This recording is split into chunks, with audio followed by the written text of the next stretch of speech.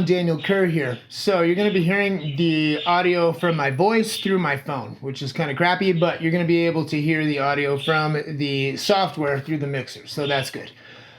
Soundpaint is I'm going to call it an orchestral free VST to make orchestral libraries or large sound libraries in the same vein as like UVI Falcon or Contact.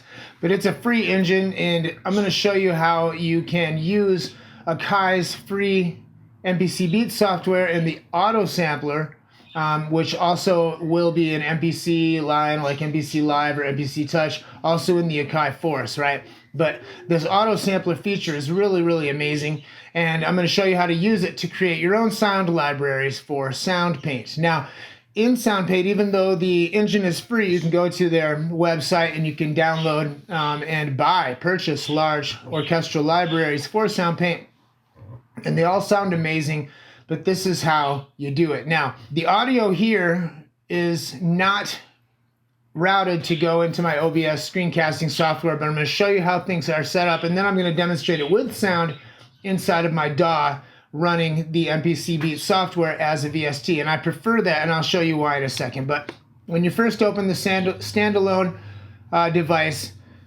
here in MIDI, you go to this plug icon right here, and that shows that you're using a plugin. Their tube synth, the Air tube synth, is their default plugin, but if you click on that, you'll see that it shows you all your VSTs. And if I just grab Alchemy, for instance, I'm going to show you how you can resample Alchemy. You can also resample your hardware, right, by sending by routing MIDI out to your hardware. But anyway, this is how this works. Okay, so I just chose Alchemy, and I'm playing this. I can hear Alchemy. You can't, right? So I click on this little thing here, and it opens up the UI. So there's Alchemy, and if I were to choose, I have literally 8,000 presets here.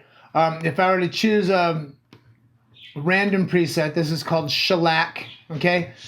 And then if I close this UI in the MPC Beats software, I go over here to this drop-down hamburger menu, and it says Tools, and I choose Autosampler, okay? And this opens up the dialog. So the first thing that it says is this is what that we're going to record from, and it will give you all kinds of routing options, right?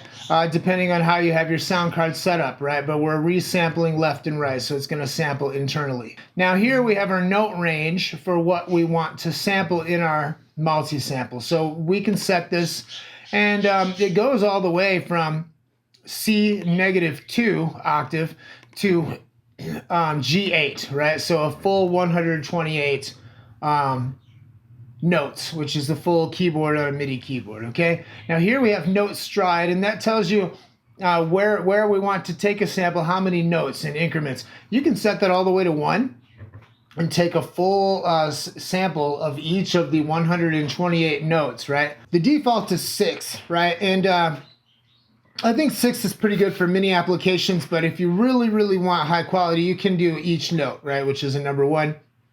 And then you have 4 layers of velocity, and you can set these values as well. So the way I have it set up here is you can see it's C-2 to G8.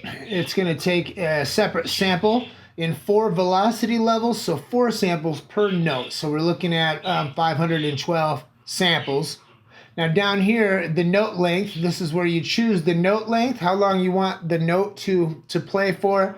And then the tail, depending on how your release is on your ADSR envelopes. Down here, we can set the base name, and you just put your the name of the plugin or the name of the patch or whatever you want to call it. Now down here, this is important because you can preserve, using this metadata, you can preserve loop information for your samples, which in Soundpaint, you cannot do that natively yet. In this example, it would start looping at the end of the loop would be 2.5, which is half a second from the end of the note length, and it would loop back to 0.5, which is 1/2 second after the note started, right? Then it would loop and loop, and then down here we have the crossfade samples, X-fade, and if you're recording in 48 kilohertz, then you would do 48,000. and that would give you a 1 second crossfade. And what that does is at the end of the loop and the beginning of the loop, at the loop points, it crossfades the audio so that it always sounds smooth. Now you can preserve the loop information as far as where the loop locations are. I haven't been able to preserve the crossfade information yet, okay? So over here we make current program, and then you can save it and you would hit got it, okay? Thing is that we're not gonna do this here. I'm gonna demonstrate it where you can hear it, okay? I just wanted to show you how you can do it in the in the standalone application, okay? So I shut this down. I'll open up my DAW, which is Ableton Live. It's my favorite. And then up here in my plugins, I'll look up MPC and MPC Beats 64. Let's load that up. Here we have the same box open, okay? And what I want to show you is that on the first channel, we can put Soundpaint.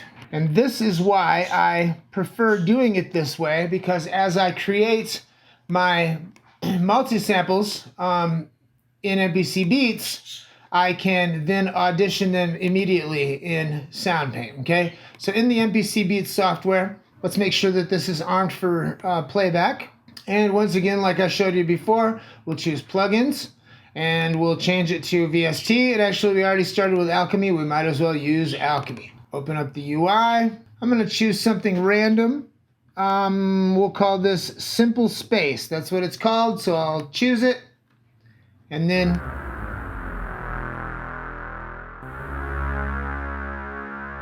okay, kind of quiet, not gonna lie.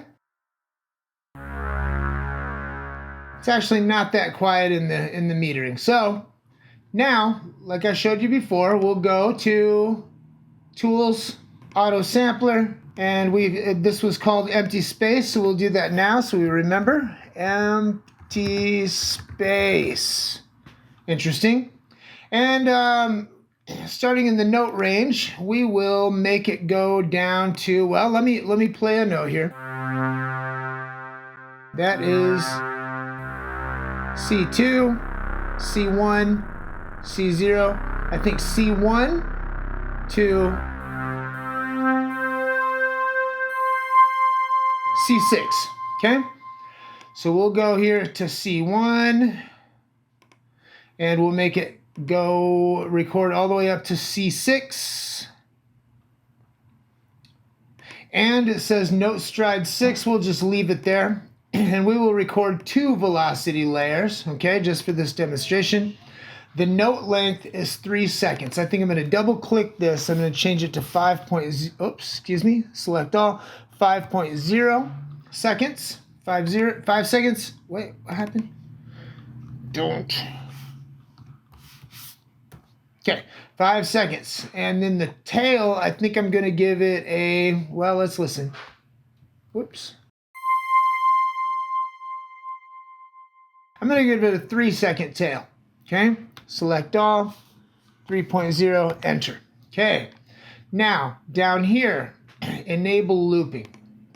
I will enable looping starting from 1 second, I think. Select all, 1.0, enter.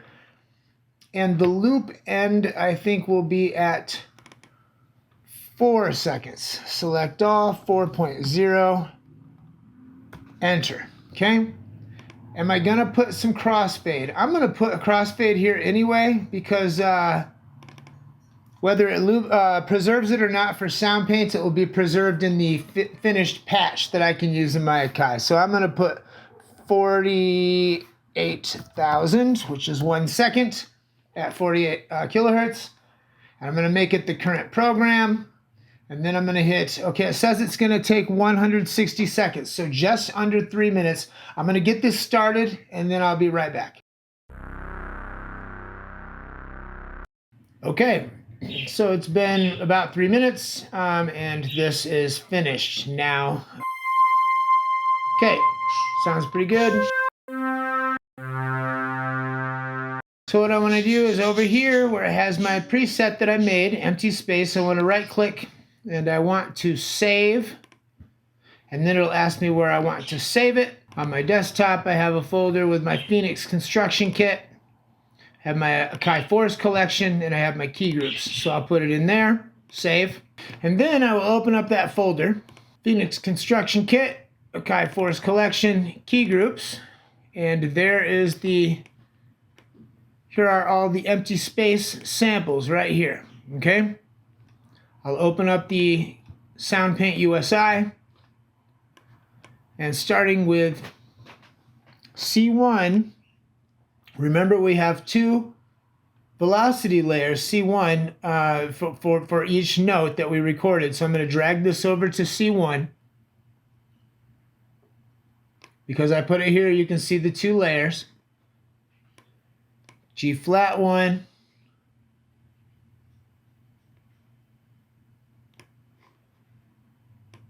C2,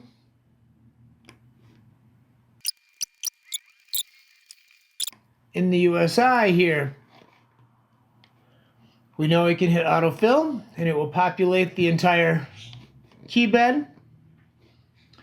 And also we can select different areas here by holding Control or Shift.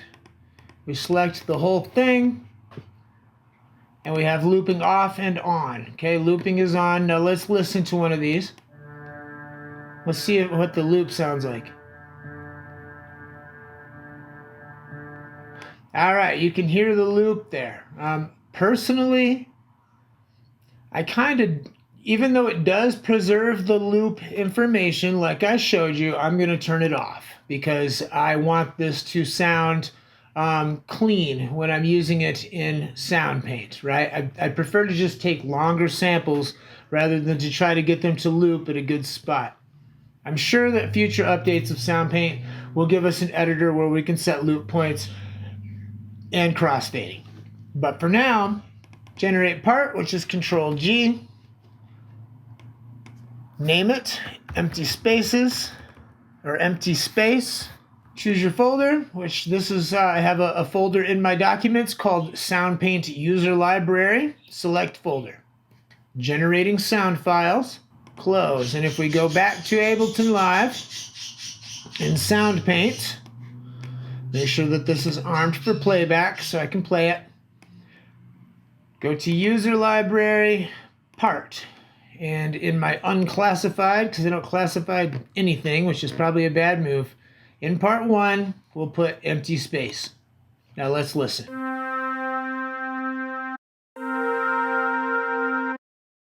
Let's mess with some ADSR here, give it some release.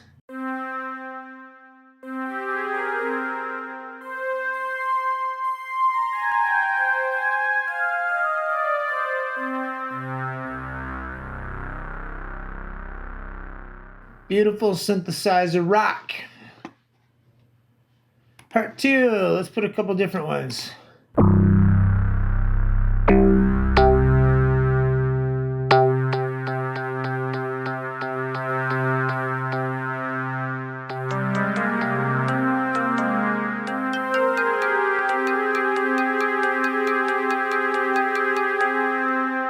Let's try the morph.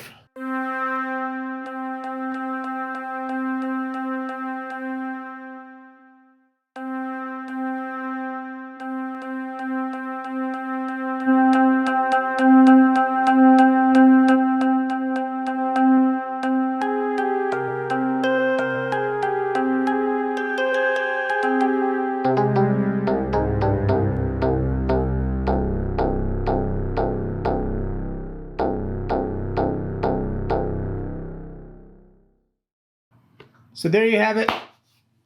From here, you can save this patch if you want by save program to user library, etc. That's how you can use MPC Beats or Akai MPC Autosampler software to create libraries for Soundpaint 3.1. I'm going to make some music. Everybody be blessed.